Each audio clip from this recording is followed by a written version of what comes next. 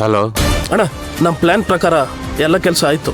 ಯಾರಿಗೂ ಏನು ಅನುಮಾನ ಬಂದಿಲ್ಲ ತಾನೆ? ಇಲ್ಲ ಅಣ್ಣ, ಈ ಜನಗಳ ಮಧ್ಯೆ ಅವಳನ್ನ ಸಾಗಿಸೋ ಅಷ್ಟರಲ್ಲಿ ಜೀವ ಬಾಯಿಗೆ ಬಂದಿತ್ತು. ಹುಡುಗರೆಲ್ಲ ಎಕ್ಸ್ಟ್ರಾ ಪೇಮೆಂಟ್ ಕೇಳ್ತಿದ್ದಾರೆ.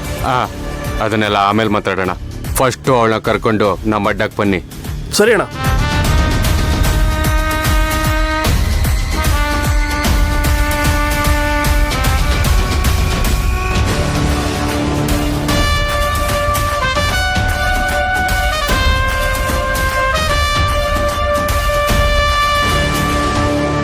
ಏನು ಯೋಚನೆ ಮಾಡ್ತಾ ಇದ್ದೀರಾ?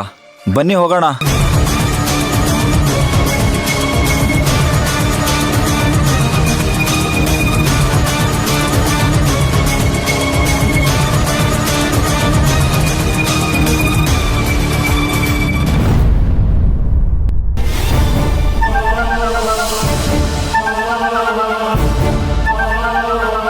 ಈ ಮಾಯಾ ಎಲ್ಲಿ ಹೋದ್ಲು? ಎಲ್ಲೂ ಕಾಣ್ತಾನೂ ಇಲ್ಲ, ಫೋನು ರಿಸೀವ್ ಮಾಡ್ತಿಲ್ಲ.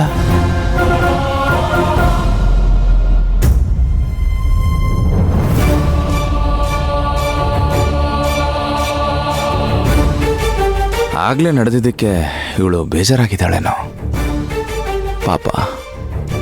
ಯಾವ ಮದುವೆ ಹೆಣ್ಣಿಗೂ ಮದುವೆ ಹಿಂದಿನ ದಿನ ಈ ಥರ ಆಗಬಾರ್ದು.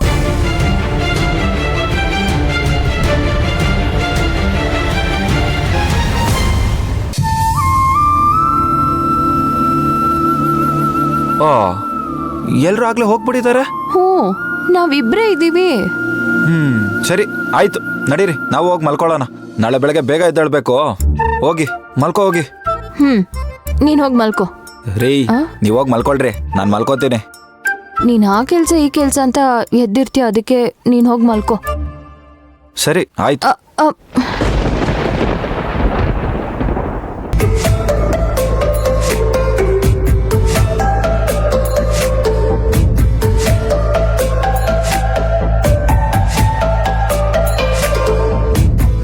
ಇವರಿಬ್ರು ಇಷ್ಟೊತ್ತಲ್ಲಿ ಇಲ್ಲೇನು ಮಾಡ್ತಿದ್ದಾರೆ?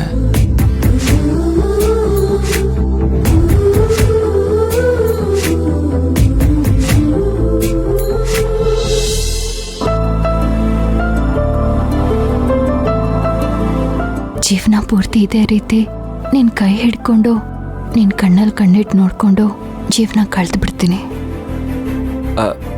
ಏನಾದ್ರೂ ಅಂದ್ರ? ಏನಿಲ್ಲ.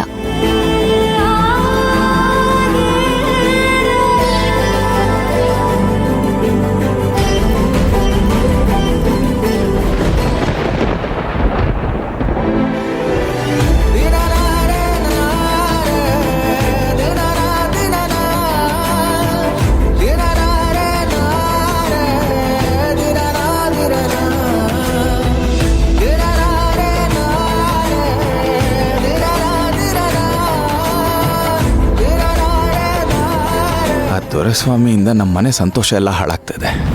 ಮಾಯಾ ಕೂಡ ದುಃಖದಲ್ಲಿದ್ದಾಳೆ. ಇದೆಲ್ಲ ನಮ್ಮ ಕೃಷ್ಣನಿಗೆ ಯಾಕೆ ಅರ್ಥ ಆಗ್ತಾ ಇಲ್ಲ?